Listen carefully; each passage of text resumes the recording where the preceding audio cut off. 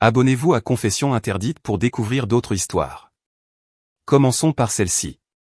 À la fête de ma femme, son collègue s'est moqué de moi devant tout le monde. L'invité a souri. J'ai souri en retour. Il n'avait aucune idée que j'avais déjà tout ce dont j'avais besoin pour réduire son monde en cendres, et je n'étais pas pressé d'allumer l'allumette. Je m'appelle Winston Keane. J'ai 43 ans et je dirige une entreprise de production multimédia de taille moyenne à Nashville, dans le Tennessee. Podcast, événements en direct, storytelling de marque. Nous avons construit quelque chose de solide au cours de la dernière décennie. Le genre d'entreprise qui ne fait pas les gros titres, mais qui permet à 22 employés et à leurs familles de joindre les deux bouts. J'en suis fier. J'ai épousé Priya quand j'avais 31 ans.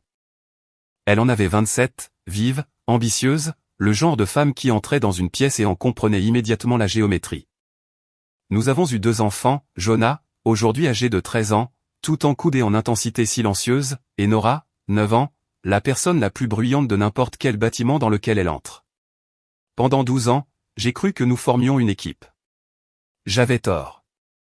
La nuit où tout a éclaté, et je ne parle pas métaphoriquement, je veux dire la nuit où les fondations ont littéralement bougé sous mes pieds, s'est déroulée lors de la soirée d'entreprise de Priya, sur le toit du Méridien, en centre-ville. Son employeur, un cabinet de conseil en stratégie de marque de taille moyenne appelé Arclight Creative, organisait ses événements trimestriels. Clients, partenaires, employés, accompagnateurs. La foule habituelle de personnes soigneusement sélectionnées, faisant semblant de s'apprécier tout en chassant leur prochaine opportunité. J'avais déjà assisté à 4 de ces soirées. Elles étaient tolérables si l'on trouvait le bon coin et si l'on sirotait un verre correct. Ce soir-là, je n'ai trouvé ni l'un ni l'autre. Je suis arrivé en retard. Un événement en direct s'était prolongé à l'autre bout de la ville, et je m'y suis rendu directement après. Priya était déjà au milieu de la pièce, riant avec un groupe près du bar. Elle était belle.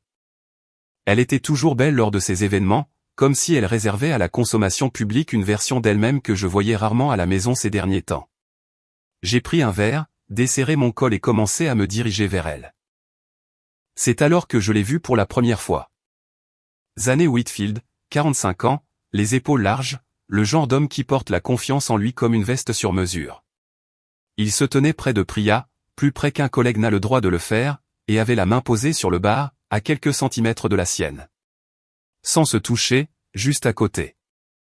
La façon dont un homme se tient lorsqu'il a déjà pris une décision, mais fait encore semblant d'être indécis. Priya nous a présenté sans sourciller. Winston, voici Zanny. Il est consultant pour notre équipe sur le compte Arlo. Zanny m'a tendu la main et m'a regardé de la même façon qu'un homme regarde un dos d'âne. Quelque chose à noter, pour ensuite passer à autre chose. J'ai beaucoup entendu parler de vous, a-t-il dit, sa poigne juste un peu trop ferme. Le gars des podcasts, c'est ça? J'ai souri. Entre autres choses. Il a penché la tête et a regardé autour de lui avec l'arrogance facile de quelqu'un qui n'a jamais douté une seule fois d'être le bienvenu. Ça doit être un bon boulot. De faibles frais généraux, de fortes marges si on sait ce qu'on fait. Il a fait une pause, puis a ajouté avec un petit sourire narquois directement adressé aux personnes qui se trouvaient à proximité, bien que je suppose que cela dépende du fait que quelqu'un écoute vraiment. Le groupe autour de nous s'est tu pendant exactement une seconde. Puis quelqu'un a ri. Un rire court, poli et inconfortable, et quelques autres ont détourné le regard.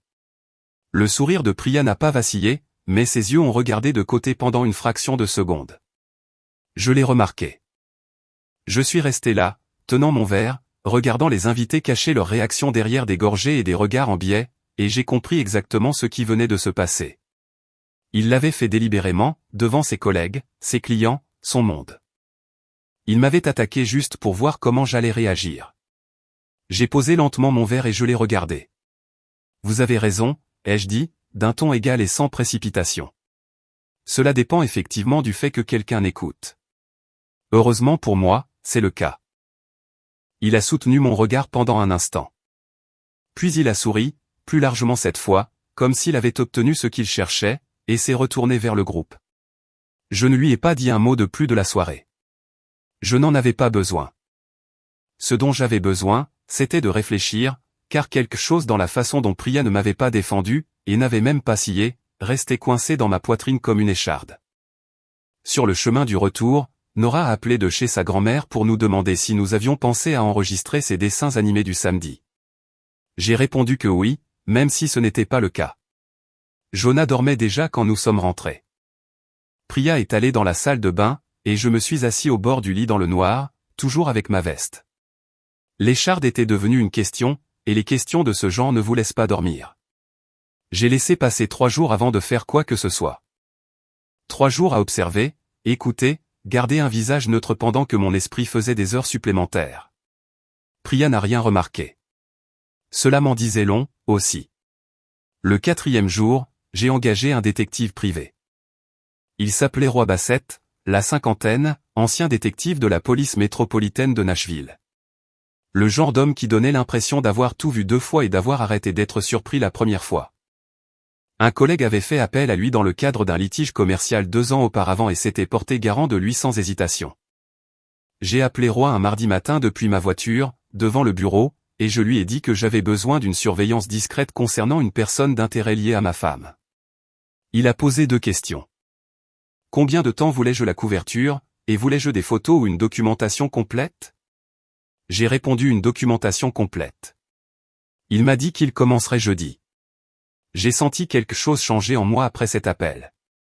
Pas du soulagement, plutôt ce moment avant une tempête où la pression de l'air change et où l'on sait ce qui arrive, même si on ne peut pas encore le voir. Le jeudi est arrivé. Le vendredi. Roy m'a envoyé un message de suivi le samedi après-midi. Bon mouvement. On en parle lundi. Le lundi matin, j'étais dans son bureau sur Demont Street à 8h30. Roy a posé une chemise cartonnée sur le bureau entre nous, l'a ouverte et en a sorti 3 photographies imprimées sans ménagement. Zanée Whitfield et Priya. Un café sur Elliston Place, le mardi après-midi. Elle m'avait dit qu'elle avait un déjeuner client en centre-ville. Un parking sur la 4e avenue, le jeudi soir. Elle m'avait dit qu'elle travaillait tard. Et la 3e photo, celle qui a fermé la porte à tous les doutes qui me restaient, eux deux dans ce qui ressemblait au bar du hall d'un hôtel, le vendredi soir. Pendant que j'étais à la maison en train d'aider Nora avec son projet scolaire sur le cycle de l'eau. Je suis resté avec ces photographies pendant un long moment. Roy ne m'a pas bousculé. Depuis combien de temps connaissez-vous ce type, a-t-il finalement demandé. Je l'ai rencontré il y a 10 jours, ai-je répondu. Il travaille avec son entreprise. Roy a hoché la tête lentement. Il a été prudent. Enfin, la plupart du temps, mais pas assez. Il a tapoté le dossier. Il y a autre chose là-dedans. Des relevés téléphoniques obtenus via une demande de données, et quelques éléments financiers que vous pourriez trouver intéressants. J'ai levé les yeux. Financier? Roy s'est adossé à son siège. Votre femme a effectué plusieurs virements depuis votre compte joint au cours des 4 derniers mois. De petites sommes. 800 par-ci, 1000 par-là. Vers une facture de conseil en entreprise. Le fournisseur indiqué est ZW Advisory Group. Je l'ai dévisagé. ZW, ai-je dit. Zanée Whitfield, a confirmé Roy, et son expression n'a pas changé d'un iota. Je suis retourné au bureau avec le dossier sur le siège passager, la mâchoire assez serrée pour m'en faire mal. Elle ne s'était pas contentée de le voir. Elle l'avait financé. Avec notre argent. La colère qui est montée n'était pas brûlante. Elle était froide et très claire. Cet après-midi-là, j'ai appelé mon avocat, Doug Laholt. Doug avait 61 ans, était méthodique, et avait géré 2 de mes contrats commerciaux et un litige de marque au fil des ans. Ce n'était pas un avocat spécialisé en droit de la famille de métier, mais il connaissait tout ce qu'il était. Dans l'heure qui a suivi, il m'avait orienté vers une collègue spécialisée dans la protection du patrimoine et les procédures de divorce. Et à la fin de la journée, j'avais un rendez-vous pour le mercredi. Mais avant ce mercredi, il s'est passé quelque chose qui a changé la forme de tout le reste. Je suis rentré chez moi ce soir-là pour trouver Nora assise à la table de la cuisine en train de faire ses devoirs, et Jonah installé sur le canapé avec ses écouteurs. Assez normal. Ce qui n'était pas normal, c'était la voix que j'ai entendue venant du bureau de Priya, au bout du couloir. Une voix basse, détendue, indubitablement masculine. J'ai marché jusqu'à l'encadrement de la porte. Priya était en appel vidéo, l'ordinateur portable ouvert, à moitié tourné vers la porte. À l'écran, Zanée Whitfield dans ce qui semblait être un bureau à domicile, détendu et souriant. Elle m'a senti avant de m'entendre. Ses épaules se sont raidies. Je te rappelle, a-t-elle dit à l'écran, et elle a fermé l'ordinateur portable d'un seul geste. Elle s'est tournée sur sa chaise et m'a regardé avec une expression que je ne lui avais jamais vue auparavant. Pas exactement de la culpabilité. Plutôt du calcul. Mais elle avait déjà 3 coups d'avance et décidé lequel jouer. Appel professionnel, a-t-elle dit. Je n'ai pas répondu. J'ai regardé l'ordinateur portable fermé, puis je l'ai regardé à nouveau. Le dîner est prêt dans 20 minutes, ai-je dit, et j'ai fait demi-tour dans le couloir. Je me suis assis à table et j'ai aidé Nora avec ses tables de multiplication pendant que le minuteur de la cuisine s'égrenait, et mon esprit a passé en revue toutes les conversations que je devais avoir dans les 30 prochains jours. Pas avec Priya. Pas encore. Avec des avocats, avec des comptables, avec Roy Bassett, que j'avais l'intention d'appeler à la première heure le lendemain matin. Parce que Zanée Whitfield était sur le point de découvrir que me regarder comme un dos d'âne était l'erreur la plus coûteuse qu'il n'ait jamais commise. Douglas Holt m'a appelé le mardi matin avant même que je n'ai préparé mon café. Winston, il faut que vous veniez me voir aujourd'hui. Pas mercredi. Aujourd'hui. J'étais dans son bureau sur Charlotte Avenue à 10 heures. Doug était déjà debout quand je suis entré, ce qui était inhabituel. Il a fait un geste vers la chaise de l'autre côté de son bureau et a fermé la porte lui-même au lieu de demander à son assistante de le faire. Roy Bassett m'a appelé hier soir, a-t-il dit en s'installant dans son fauteuil et en croisant les mains sur le bureau. Il voulait vous prévenir par mon intermédiaire plutôt que directement. Par courtoisie professionnelle, a-t-il dit. J'ai attendu. Doug a expiré lentement. Roy a reçu un appel il y a 4 jours de l'avocat personnel de Zanée Whitfield. Ils allaient à la pêche aux informations, essayant de découvrir si quelqu'un avait été engagé pour un travail de surveillance domestique. Ils ne vous ont pas nommé spécifiquement.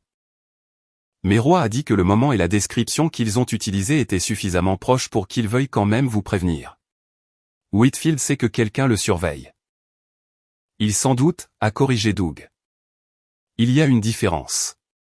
Mais cela signifie qu'il a été assez prudent pour remarquer quelque chose, ou que quelqu'un l'a prévenu. Il a fait une pause. Roy est convaincu que ses méthodes étaient propres, mais il ne peut pas exclure que Priya ait remarqué un changement de comportement chez vous et ait dit quelque chose. J'ai repensé à l'appel vidéo sur lequel j'étais tombé. Priya fermant l'ordinateur portable. L'expression sur son visage. Pas de la culpabilité, mais du calcul. Elle a dit quelque chose, ai-je dit d'un ton plat. Doug a hoché la tête une fois. La recommandation de Roy est de se retirer de la surveillance active immédiatement et de passer uniquement à la collecte de documents. Plus de filature physique. Tout par le biais de dossiers financiers, d'assignations à comparaître pour les communications, et de ce à quoi vous pouvez légalement accéder depuis les comptes joints. Je me suis adossé à ma chaise et j'ai fixé le plafond pendant un moment. Puis j'ai regardé Doug. Très bien. Dites à Roy de se retirer, mais je veux que tout ce qu'il a soit documenté et préservé aujourd'hui. C'est déjà fait, a dit Doug. Il y a encore une chose. Il a ouvert un dossier et l'a tourné vers moi. Roy a signalé quelque chose avant de se retirer. ZW Advisory Group. Le fournisseur de conseils que Priya a payé. Roy l'a vérifié dans le registre des entreprises de l'État. Elle a été enregistrée il y a 8 mois. LLC à membre unique. L'agent enregistré est un homme du nom de Dal Whitfield. Doug a tapoté la page. Le frère cadet de Zanée. J'ai regardé le document d'enregistrement. L'adresse indiquée était celle d'un magasin UPS sur West End Avenue. C'est une société écran, ai-je dit. Presque certainement, a répondu Doug. Ce qui signifie que ces virements ne sont pas des frais de consultation. Ce sont des paiements personnels acheminés via une fausse entité commerciale. Ce n'est plus un problème conjugal, Winston. C'est potentiellement de la fraude électronique. Je suis retourné au bureau, les 2 mains sur le volant et l'esprit clair et rapide, comme lorsque je produis un événement en direct, que 3 choses tournent mal simultanément et que je dois faire un tri en temps réel. Pas de panique. Juste de la mise en séquence. Premièrement, protéger les finances. J'ai appelé notre comptable depuis le parking et je lui ai demandé de signaler chaque compte joint pour qu'il soit surveillé, et de commencer le processus de séparation de mes actifs professionnels de mes actifs personnels. Deuxièmement, les enfants. J'ai appelé ma mère à Brentwood et lui ai demandé si Jonah et Nora pouvaient rester chez elle le week-end suivant. Elle n'a pas demandé pourquoi. Elle a dit, bien sûr, et m'a dit de manger quelque chose. Troisièmement, le prochain événement de Zanné Whitfield. Je l'avais vu sur LinkedIn 3 jours plus tôt. Une présentation en direct qu'il organisait pour des partenaires de marque et des investisseurs potentiels. Une soirée d'innovation médiatique dans un lieu sur la 5e avenue Nord. 70 invités. Service de traiteur. Beaucoup de présentations. Le genre d'événement où les réputations se construisent ou s'enterrent. J'avais des contacts dans le monde de la production médiatique de Nashville que Zanné ne pouvait même pas imaginer. L'un d'eux, un coordinateur technique nommé Félix, qui s'occupait de l'installation audiovisuelle pour la moitié des événements d'entreprise de la ville, a confirmé qu'il avait été engagé pour la présentation de Zanné. Félix me devait 2 faveurs depuis un festival que nous avions coproduit en 2021. J'ai fait appel à l'une d'elles. Je n'ai pas demandé à Félix de faire quoi que ce soit de malhonnête. Je lui ai demandé de me donner accès au système de téléchargement des présentations de l'événement pendant 30 minutes la veille de la présentation, en utilisant les identifiants d'administrateurs que le lieu utilisait pour tous les événements de ses clients. Des identifiants que, comme il s'est avéré, Zanné avait configurés en utilisant sa propre date de naissance. Félix l'a mentionné en passant avec le genre de mépris que seul un professionnel de la technologie peut ressentir pour ce niveau de négligence. J'ai construit ma version de la diapositive numéro 6 chez moi, à la table de ma cuisine, après que les enfants se soient endormis. Pas de contenu graphique. Pas de rage. Juste des emails horodatés, 2 photographies de la documentation de Roa, et une capture d'écran nette de l'enregistrement du ZW Advisory Group avec le nom de Dal Whitfield surligné. Factuel. Chirurgical. Indéniable. Je l'ai téléchargé à 23h14 un jeudi soir, assis dans une maison silencieuse tandis que la lumière de la chambre de Jonah brillait faiblement sous sa porte. Ensuite, je me suis fait une tasse de café, je me suis rassis à table et j'ai attendu que le jour suivant arrive. La présentation a eu lieu un vendredi soir. Je suis arrivé à 18h45, j'ai signé sous un nom qui n'était pas le mien, j'ai accepté un badge et un verre d'eau gazeuse d'un serveur qui passait, et j'ai trouvé une place près du mur du fond avec une ligne de vue dégagée sur l'écran de présentation. La salle était tout ce que Zanné avait conçu. Tamisée, chaleureuse, à l'aspect luxueux. 80 personnes dans des vêtements sur mesure, se disant les unes aux autres à quel point elles étaient intéressantes. Un quatuor à cordes jouait dans un coin, ce qui était soit sophistiqué, soit prétentieux, selon votre tolérance pour ce genre de choses. Zanné est monté sur scène à 19h15. Il était fluide, je dois bien lui accorder ça. Il avait la cadence d'un homme qui avait prononcé ce discours particulier dans sa tête 1 millier de fois et qui pouvait enfin le dire à voix haute. Diapositive 1, la vision. Diapositive 2, l'opportunité de marché. Diapositive 3, le portefeuille. Diapositive 4, les prévisions de croissance. Diapositive 5, les témoignages clients. Tous élogieux. Tous soigneusement sélectionnés. Puis la diapositive 6. La transition s'est produite au milieu d'une phrase. Zanné disait quelque chose à propos de partenariat stratégique lorsque l'écran derrière lui a changé. L'atmosphère de la pièce a changé, comme lorsque la température chute soudainement. Pas dramatiquement, juste de façon notable. Quelques personnes se sont penchées en avant. Quelqu'un au 3e rang s'est tourné vers son voisin. Une femme près du bar s'est arrêtée en plein milieu d'une gorgée. J'ai regardé Zanné se retourner. Je l'ai regardé lire l'écran. J'ai regardé sa posture changer en temps réel. Ses épaules s'affaissant d'une fraction. Sa mâchoire se figeant. L'assurance facile s'écoulant de lui comme de l'eau par un joint brisé. Au premier rang, un homme aux cheveux argentés dans un costume sombre s'est levé sans un mot, a boutonné sa veste et s'est dirigé vers la sortie. J'avais fait mes recherches. C'était Gerald Whitfield, le père de Zanné. L'homme qui avait financé les 2 premières années de l'entreprise de conseil de son fils. Il n'a pas regardé Zanné en passant. Cette image, un père tournant le dos à son fils sans un regard en arrière, était celle que j'ai emportée avec moi en m'éclipsant par la porte latérale avant que la salle ne comprenne pleinement ce dont elle venait d'être témoin. Dehors, l'air de la nuit était frais et pur. J'ai marché sur 2 pâtés de maison jusqu'à l'endroit où je m'étais garé, je suis monté dans ma voiture et je suis resté assis un instant, les mains sur les genoux. Mon téléphone indiquait 4 appels manqués de Priya. Je l'ai posé face vers le bas sur le siège passager. Il restait encore beaucoup à faire. Des avocats, des dépôts au tribunal, des conversations que je n'avais pas hâte d'avoir. Mais à cet instant, j'ai ressenti quelque chose que je n'avais pas ressenti depuis des semaines. Solide. Comme un homme se tenant sur une terre qui lui appartenait. J'ai démarré la voiture et je suis rentré chez moi pour retrouver mes enfants. Ma mère n'a pas posé de questions. C'était l'une des choses que j'avais toujours aimées chez elle. Elle a ouvert sa porte d'entrée à Brentwood un samedi matin, a regardé mon visage pendant exactement 2 secondes, puis a regardé derrière moi Jonah et Nora qui sortaient de la voiture. « Qui veut des pancakes en forme d'animaux » a-t-elle crié par-dessus mon épaule. Nora a grimpé les marches du Porsche en courant sans répondre, ce qui était une réponse suffisante. Jonah a suivi à son rythme mesuré habituel, les mains dans les poches de son sweat à capuche, mais j'ai surpris le petit étirement vers le haut au coin de sa bouche. J'ai porté leur sac à l'intérieur, j'ai embrassé ma mère sur la joue et je lui ai dit que je serais de retour le dimanche soir. Elle m'a serré le bras une fois. Fortement. Brièvement. Et m'a laissé partir sans un mot. J'ai conduit jusqu'à la ville, les vitres baissées et la radio éteinte. L'appartement que j'avais loué 3 jours plus tôt était un 2 pièces meublé dans l'est de la ville. Le genre d'endroit qui sentait la moquette neuve et les décisions d'autres personnes. Pas un foyer. Mais c'était le mien et, pour l'instant, cette distinction importait plus que le confort. J'ai passé le samedi matin à mon bureau avec tous les documents financiers que j'avais rassemblés étalés sur la table devant moi. Des relevés de comptes remontant à 18 mois. L'enregistrement du ZW Advisory Group. Le dossier complet de la documentation de Roy Bassett.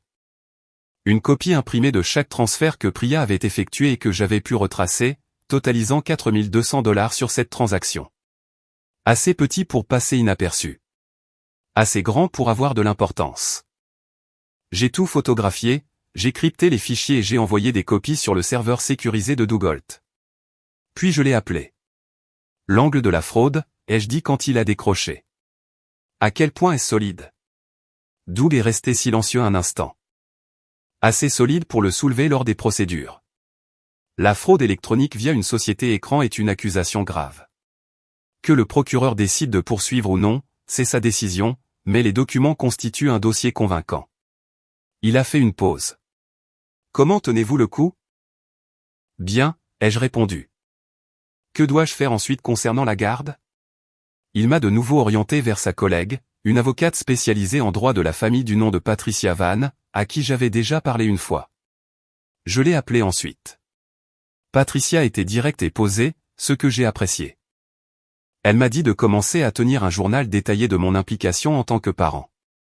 Les dates, les activités, qui étaient présents. Et de le faire en remontant aussi loin que je pouvais m'en souvenir avec précision. Elle m'a aussi dit quelque chose qui a frappé plus fort que ce à quoi je m'attendais. Si elle cherche à restreindre votre accès avant que vous ne déposiez une demande, a déclaré Patricia, cela deviendra un chemin plus long.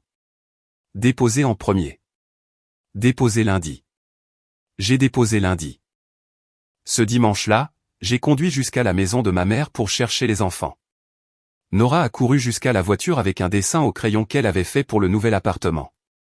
Une maison avec une cheminée tordue et 4 bonshommes allumettes devant, dont l'un semblait tenir un microphone. Elle m'a dit que celui-là, c'était moi parce que je fais des podcasts. Je l'ai soigneusement plié et mis dans la boîte à gants. Jonah a attendu que Nora soit à l'intérieur avant de parler. Il s'est appuyé contre la porte du passager, les bras croisés, et m'a regardé de cette façon plate et évaluative qu'il avait et qui me donnait parfois l'impression de passer un entretien. « Papa » a-t-il dit, « est-ce que maman et toi allez divorcer ?» Je l'ai regardé directement. Il méritait au moins ça. Je ne sais pas encore, ai-je dit. Mais les choses changent et je veux que tu entendes de ma bouche que rien de tout cela n'est de ta faute et que rien de tout cela ne change quoi que ce soit entre toi et moi. Compris. Il a soutenu mon regard pendant un long moment. Puis il a hoché la tête une fois, s'est détaché de la portière et est monté dans la voiture. Je suis resté là une seconde avant de monter à mon tour. 13 ans, et il se comportait déjà comme quelqu'un qui avait fait la paix avec les mauvaises nouvelles. Je ne savais pas si je devais en être fier ou en être affligé. J'ai choisi les deux. L'appel a commencé un mardi. D'abord, ce fut une marque partenaire avec laquelle je travaillais depuis 3 ans, une entreprise d'équipement de plein air de taille moyenne qui avait renouvelé 2 fois le parrainage de son podcast avec nous. Leur directrice marketing, une femme habituellement chaleureuse du nom de Cheryl, a appelé pour dire qu'il mettait en pause la conversation sur le renouvellement. Elle avait l'air mal à l'aise. Quand j'ai insisté doucement, elle a admis que quelqu'un avait contacté leur équipe avec des inquiétudes concernant ma stabilité professionnelle et mon comportement erratique récent. Elle n'a pas voulu dire qui. Je l'ai remercié calmement, j'ai mis fin à l'appel et je suis resté assis dans mon bureau, la porte fermée, pendant environ 4 minutes. Puis j'ai appelé Roy Bassett. J'ai besoin de vous à nouveau, ai-je dit, portée différente. Je veux savoir qui Zanné Whitfield a contacté dans mon réseau professionnel au cours des 2 dernières semaines. Roy a dit qu'il verrait ce qu'il pourrait trouver par des voies légitimes, l'activité sur LinkedIn, les contacts communs prêts à parler, toute démarche documentée pouvant être retracée. Il a rappelé dans les 48 heures. Zanné avait contacté 4 personnes de mon entourage professionnel. Un animateur de podcast avec qui je coproduisais depuis des années, 2 partenaires de marque, et un gérant de salle que j'utilisais régulièrement pour des événements en direct. Le message variait légèrement dans chaque cas, mais gardait la même colonne vertébrale. Winston King traversait une épreuve personnelle qui affectait son jugement, et il pourrait vouloir reconsidérer tout engagement futur. Il n'avait pas utilisé son propre nom dans tous les cas. 2 des prises de contact sont passées par un tiers, un arrangement de type contact commun conçu pour ressembler à une préoccupation organique plutôt qu'à un sabotage délibéré. C'était sophistiqué, et cela m'a mis sincèrement en colère pour la première fois depuis que tout cela avait commencé. J'ai passé 2 jours à monter un dossier de diffamation. Chaque contact que Zanné avait sollicité, je l'ai appelé personnellement. Je ne l'ai pas attaqué. J'ai simplement dit à chaque personne directement que j'étais conscient d'un effort coordonné visant à nuire à ma réputation professionnelle et que j'avais l'intention d'engager des recours légaux. J'ai demandé à chacun s'il accepterait de documenter ce qu'on lui avait dit et qui le lui avait dit. 3 des 4 ont dit oui immédiatement. Le 4e a dit qu'il avait besoin d'y réfléchir, ce qui était honnête et très bien. Doug Holt m'a mis en contact avec un avocat spécialisé en litige nommé Carl Brigg, qui traitait des affaires de diffamation. Carl a examiné le dossier un jeudi matin et m'a dit que nous avions une base solide pour une action au civil. Il a envoyé à l'avocat de Zanné une mise en demeure formelle cet après-midi-là.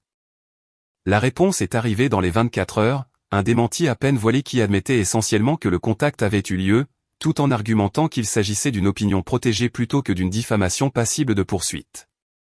Carl a appelé cela l'équivalent juridique d'un homme pris la main dans le sac affirmant qu'il ne faisait qu'admirer la marchandise. Je l'ai autorisé à déposer plainte. Ce soir-là, je suis allé chercher Jonah et Nora à l'école. Sur le chemin du retour, Nora m'a raconté en détail un désaccord qu'elle avait eu avec sa meilleure amie sur la question de savoir qui, d'un guépard ou d'une moto, gagnerait à la course. Jonah a regardé par la fenêtre et a parfois offert un verdict d'un seul mot lorsqu'on l'interrogeait, normal. Heureusement et obstinément normal. À la maison, j'ai aidé Nora avec sa lecture, j'ai revu le projet d'histoire de Jonah et j'ai préparé des spaghettis pour le dîner. Une fois les enfants couchés, je me suis assis à la table de la cuisine avec mon ordinateur portable et j'ai passé 1 heure à revoir la documentation financière une fois de plus, à la recherche de quoi que ce soit qui m'aurait échappé. C'est là que je l'ai trouvé. Enfoui dans un relevé datant de 14 mois, un transfert que j'avais initialement signalé comme une dépense du ménage, était un paiement de $1,800 à une entité appelée Luminary Brand Partners. J'ai cherché le nom.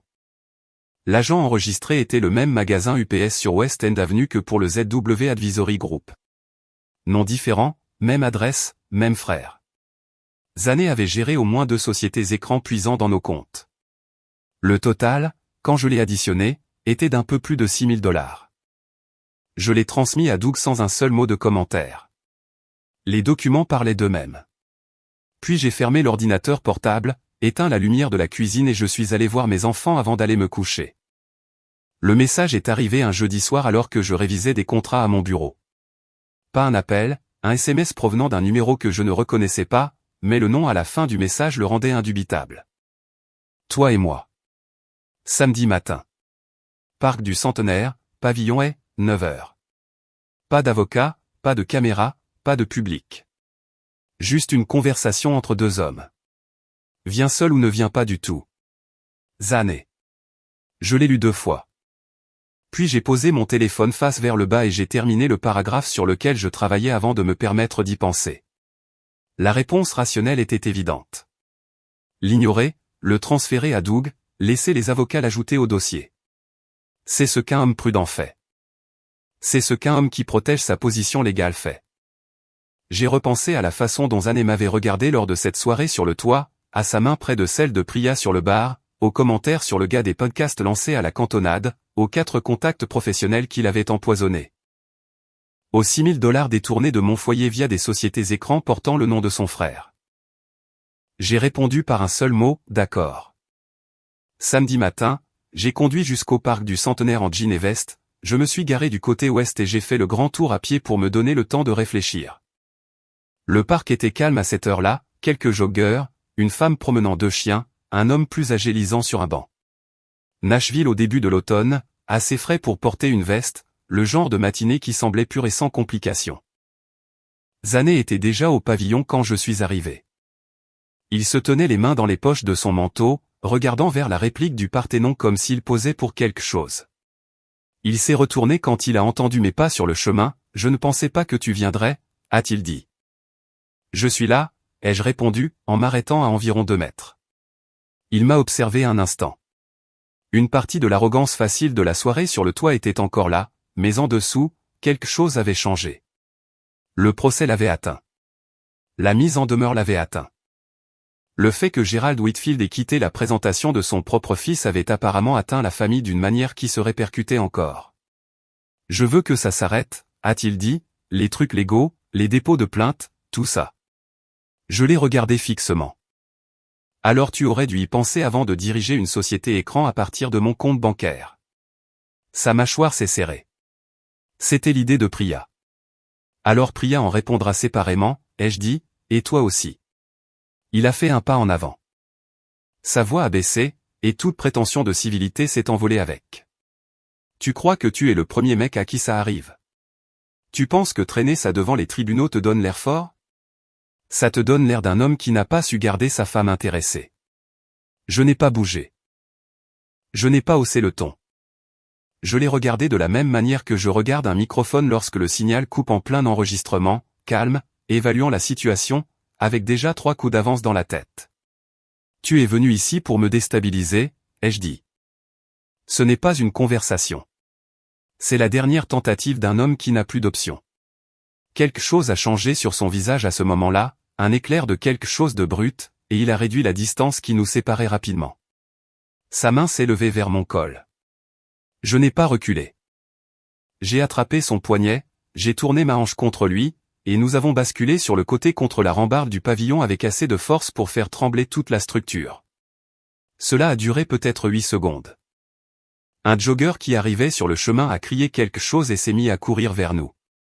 Un homme plus âgé venant d'un banc voisin était déjà sur ses pieds et se dirigeait vers nous. Zané et moi nous sommes séparés. Non pas parce que l'un ou l'autre avait fini, mais parce que 2 personnes se trouvaient soudainement entre nous, les mains tendues, la voix forte, demandant ce qui se passait. Zané a réajusté sa veste. Une petite coupure au coin de sa lèvre était déjà visible. Il m'a regardé par-dessus les 2 personnes qui se tenaient entre nous avec une expression que je n'avais jamais vue sur son visage auparavant, ni de l'amusement, ni du mépris, juste la reconnaissance plate d'un homme qui comprenait enfin qu'il avait mal calculé. « Nous avons terminé ici », ai-je dit au jogger et à l'homme plus âgé. « Merci. » Je me suis retourné et j'ai rebroussé chemin par l'allée d'où je venais. Mon récit fut sans omission. Il a écouté sans m'interrompre. Le SMS constitue une preuve qu'il a initié le contact, a déclaré Doug quand j'ai eu fini. Documentez le contact physique par écrit aujourd'hui, photographiez votre main et envoyez-moi cela. Ne le contactez plus sous aucun prétexte. C'est déjà prévu, ai-je dit. Il y a eu une brève pause. Winston, est-ce que ça va? J'ai regardé par le pare-brise en direction du parc, vers le jogger qui était intervenu et qui s'étirait maintenant contre un banc à une 50aine de mètres de là, vers cette matinée de samedi ordinaire qui continuait autour de moi comme si de rien n'était. Ouais, ai-je dit, ça va. Et je le pensais. L'audience pour la garde des enfants était fixée à un mardi matin d'octobre, 3 semaines après l'incident du parc du Centenaire. À ce moment-là, la plainte pour diffamation contre Zané avait été déposée, la documentation sur la fraude avait été remise à Doug pour un éventuel renvoi au bureau du procureur, et Patricia Van avait rassemblé ce qu'elle décrivait comme un dossier parental complet et convaincant en ma faveur. Priya avait engagé son propre avocat spécialisé en droit de la famille, un homme du nom de Stuart Colby qui avait la réputation de faire des manœuvres agressives avant les audiences. Fidèle à sa réputation, Colby a soumis une déclaration supplémentaire 4 jours avant l'audience affirmant que j'avais été instable et menaçant ces dernières semaines et citant mon comportement comme motif pour limiter mon temps de garde. Patricia me l'a lu au téléphone sur un ton si délibérément neutre que je pouvais dire qu'elle s'efforçait de contenir sa propre réaction. « Il va appeler un témoin à la barre », a-t-elle dit, une femme nommée Donna Fielding. Elle est inscrite comme une amie de Priya qui prétend vous avoir vu parler agressivement aux enfants à la sortie de l'école en septembre. Je suis resté très immobile. Septembre. J'ai passé en revue dans ma tête chaque sortie d'école de septembre, comme un monteur vidéo qui scrute des images. Cela ne s'est pas produit, ai-je dit. Je sais, a répondu Patricia. Alors, prouvons-le. Ce que Donna Fielding n'avait apparemment pas pris en compte, c'est que l'école de Jonah avait récemment installé des caméras de sécurité extérieure couvrant la file d'attente pour la récupération des enfants. Patricia a soumis une demande officielle pour les enregistrements par l'intermédiaire du bureau administratif de l'école. La directrice, une femme méthodique nommée Dr Karen Foley, a examiné la demande, a confirmé que les images existaient, qu'elles étaient conservées pendant 90 jours, et les a fournies avec une efficacité discrète. Les images m'ont montré à la sortie de l'école à chaque date de septembre. Calme, présent, Nora grimpant dans la voiture et se mettant immédiatement à parler. Jonah ajustant les bretelles de son sac à dos avant de monter exactement de la même manière à chaque fois. Aucune voix élevée, aucune agressivité, rien qui ressemble à ce que Donna Fielding avait décrit. Patricia a également présenté 12 mois de registre de présence aux événements scolaires, une déclaration écrite du professeur de Jonah me décrivant comme un parent constamment impliqué et d'un grand soutien. Et le registre des rendez-vous pédiatriques de Nora montrant que je l'avais accompagné à 4 de ses 5 dernières visites. L'audience en elle-même s'est tenue dans une salle d'audience silencieuse par un gris matin de mardi. Priya était assise à la table d'en face dans un blazer anthracite, l'air serein. Nous ne nous sommes pas regardés lorsque je suis entré. Donna Fielding a pris la barre et a décrit l'incident présumé avec la spécificité répétée de quelqu'un qui avait été coaché. Le contre-interrogatoire de Patricia a été méthodique et sans précipitation. Elle a établi la date, l'heure, l'emplacement précis. Puis elle a demandé à Donna si elle savait que l'école avait installé des caméras extérieures couvrant la zone de ramassage. Donna a cligné des yeux. Je n'en étais pas sûr. Patricia a soumis les images. La juge, une femme compacte nommée l'honorable Frances Aldridge, a tout regardé sans aucune expression. Puis elle a regardé Donna Fielding pendant un long moment sans parler. Colby a objecté aux images pour des raisons de procédure. La juge Aldridge a rejeté l'objection sur un ton qui suggérait qu'elle la trouvait peu convaincante et légèrement irritante. Lorsque Donna a quitté la barre, elle n'a pas regardé Priya. Patricia a présenté l'intégralité du dossier parental. Colby a tenté de recadrer plusieurs entrées comme des preuves de surcompensation à la suite de la rupture conjugale, ce que la juge Aldridge a reconnu avant de l'écarter d'une seule phrase. Être un parent impliqué, c'est être un parent impliqué, maître, quel que soit le moment par rapport aux procédures matrimoniales. Le visage de Colby n'a pas changé, mais quelque chose derrière ses yeux est devenu vide. La décision sur la garde temporaire a été rendue 40 minutes après la fin de l'audience. Garde physique principale accordée à Winston Keane en attendant la procédure complète. Temps de garde programmé pour Priya. L'obligation pour aucun des deux parents de modifier l'école, les soins médicaux ou les activités extrascolaires des enfants sans accord mutuel ou approbation du tribunal. Patricia m'a appelé pour m'annoncer la décision alors que j'étais assis dans ma voiture, dans le parking couvert du tribunal. Je l'ai écoutée la lire jusqu'au bout et je n'ai rien dit avant qu'elle ait terminé. Merci, Patricia, ai-je dit. Vous aviez construit un dossier solide, a-t-elle répondu. C'est pour ça que nous avons gagné. Je suis resté assis dans le parking pendant quelques minutes après avoir raccroché, pas pour célébrer, juste pour assimiler.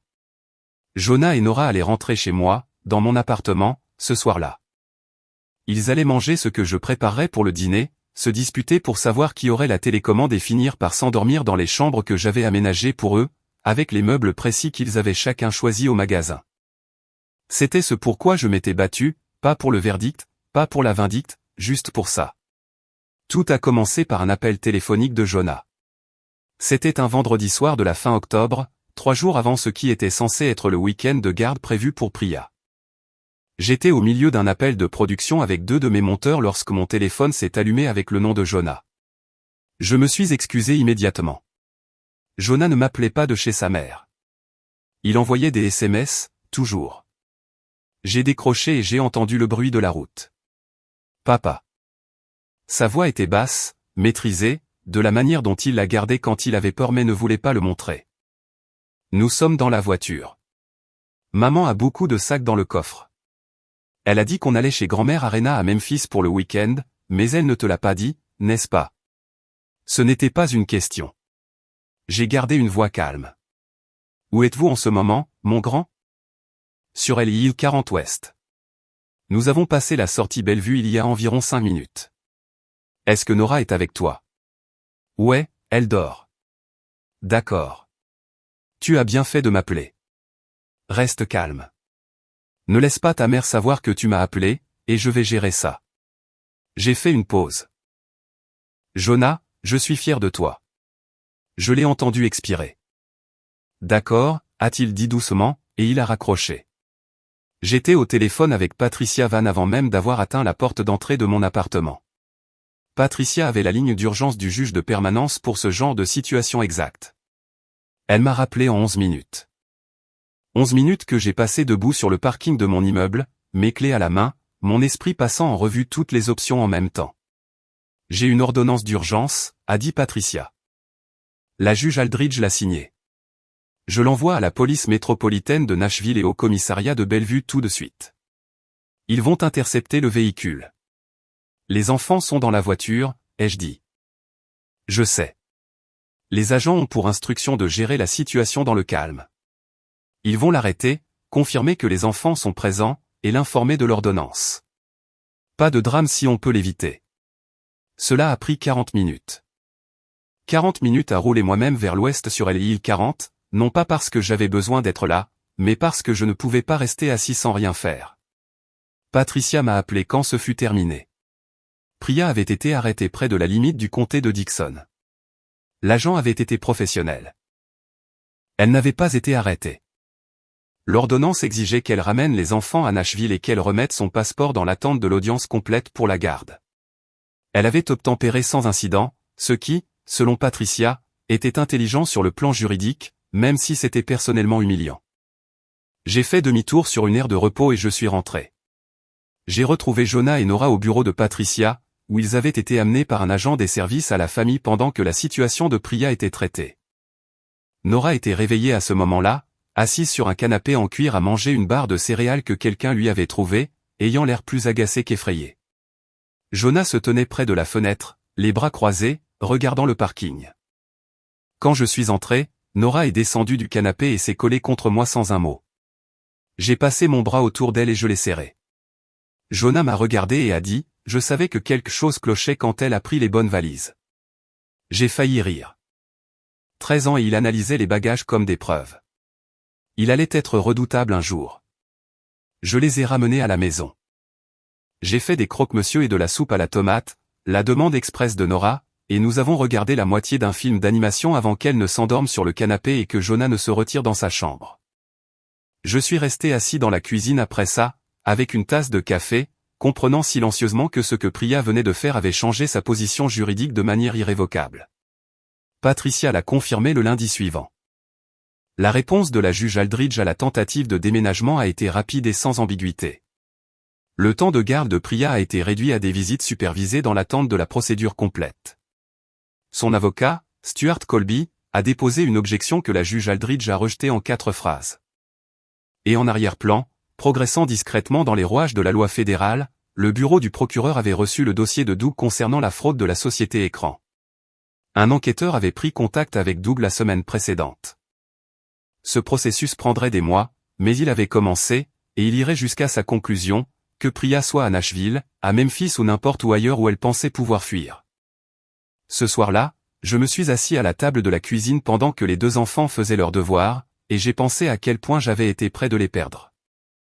Pas de façon dramatique, pas dans un tribunal, mais de la manière calme et ordinaire qui se produit quand quelqu'un s'éloigne simplement en voiture et ne revient pas. Jonah avait empêché cela. Un garçon de 13 ans avec un téléphone et la présence d'esprit de s'en servir.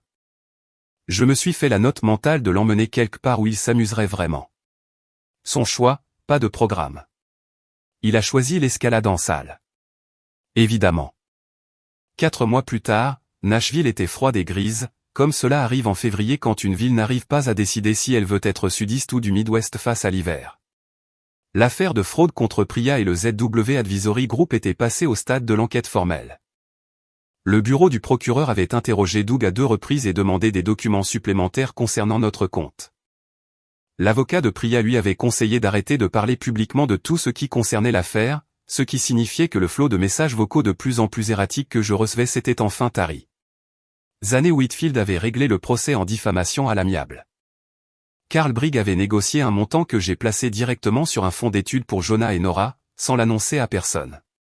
Gerald Whitfield aurait entièrement coupé le soutien financier à l'entreprise de conseil de Zanne suite à l'effondrement de la présentation. Pour autant que je sache, Zanne tentait de reconstruire quelque chose de plus petit et de plus discret dans une autre ville. Je lui ai souhaité exactement autant de chance qu'il en méritait. Le divorce a été finalisé en janvier. Le partage des biens a pris plus de temps qu'il n'aurait dû, principalement parce que les avocats de Priya ont tenté 3 manœuvres distinctes pour reclasser des portions des revenus de mon entreprise comme biens matrimoniaux. Chacune d'elles a échoué. Patricia a fait confirmer l'accord de garde que nous avions obtenu lors de l'audience préliminaire en tant qu'ordonnance permanente. Garde physique principale pour moi. Temps de garde programmé pour Priya, supervisé jusqu'à la conclusion de la procédure pour fraude. L'entreprise a connu un bon trimestre. 2 nouveaux clients pour des podcasts, un contrat pour un événement en direct avec un festival de musique régionale que je courtisais depuis 18 mois, et une recommandation pour un discours qui s'est transformé en contrat de conseil. Les partenaires de marque que Zanne avait empoisonnés étaient tous revenus. 3 d'entre eux avec des excuses que j'ai acceptées sans faire de manière. Le travail était bon. L'équipe était solide. La vie, sur le plan professionnel, avait non seulement récupéré mais était allée de l'avant. Les enfants allaient bien. Jonah avait rejoint un club de robotique à l'école et rentrait les jours de réunion avec de la peinture sur les mains et des opinions sur la conception des circuits. Nora avait décidé qu'elle voulait être biologiste marine ou chanteuse de country, et elle n'excluait rien. Elle avait également commencé à tenir un journal, le remplissant de dessins et d'observations sur le monde avec l'application spécifique et sincère des enfants de 9 ans qui prêtent une grande attention à tout. Un samedi de la mi-février, je les ai emmenés tous les 2 à l'aquarium du Tennessee, à Chattanooga. C'était l'idée de Nora. Elle le demandait depuis novembre, et j'avais enfin dégagé mon emploi du temps. Nous avons pris la route tôt, Nora narrant le paysage le long de l'autoroute pendant tout le trajet tandis que Jonah lisait et levait parfois les yeux pour corriger une erreur factuelle dans ce qu'elle racontait. L'aquarium était tout ce qu'elle avait espéré. Elle s'est tenue devant l'aquarium des méduses pendant 12 bonnes minutes sans parler, ce qui était peut-être la plus longue période qu'elle ait passée sans parler depuis sa naissance. Jonah s'est véritablement absorbé dans l'exposition des loutres de rivière et a essayé d'expliquer le comportement territorial des loutres à Nora avec la même intensité concentrée qu'il mettait dans tout ce qui lui tenait à cœur. Je me suis tenu en retrait et je les ai regardés. Sur le chemin du retour, Nora s'est endormie sur la banquette arrière avant même que nous n'ayons quitté les limites de la ville de Chattanooga. Jonah est resté éveillé, regardant l'autoroute défiler dans l'obscurité. Environ 1 heure après le début du trajet, il a dit, sans détourner le regard de la fenêtre, « Papa, je crois que les choses vont mieux maintenant. » Je l'ai regardé dans le rétroviseur. « Ouais, » ai-je dit, « je le crois aussi. » Il a hoché la tête et a continué à regarder par la fenêtre. Je l'ai conduit le reste du chemin en écoutant la route et la respiration de ma fille sur la banquette arrière, et j'ai pensé à ce qu'il faut pour reconstruire quelque chose après que ça a été détruit. Pas les rouages juridiques, pas la stratégie, juste le travail quotidien et sans glamour qui consiste à être présent, à préparer le dîner, à aider aux devoirs, à regarder des films d'animation que l'on a déjà vus. À être là pour les moments ordinaires qui ne sont mémorables que parce qu'ils sont tout. J'avais passé 12 ans à construire un mariage qui s'est avéré être fondé sur les conditions de quelqu'un d'autre. Je n'allais pas recommencer. Peu importe ce qui viendrait ensuite, et il y aurait un jour quand le moment serait venu, se serait construit sur un terrain que j'aurais moi-même choisi et déblayé. L'horizon de Nashville est apparu au loin. J'ai pris la sortie que je connaissais par cœur et j'ai ramené mes enfants à la maison.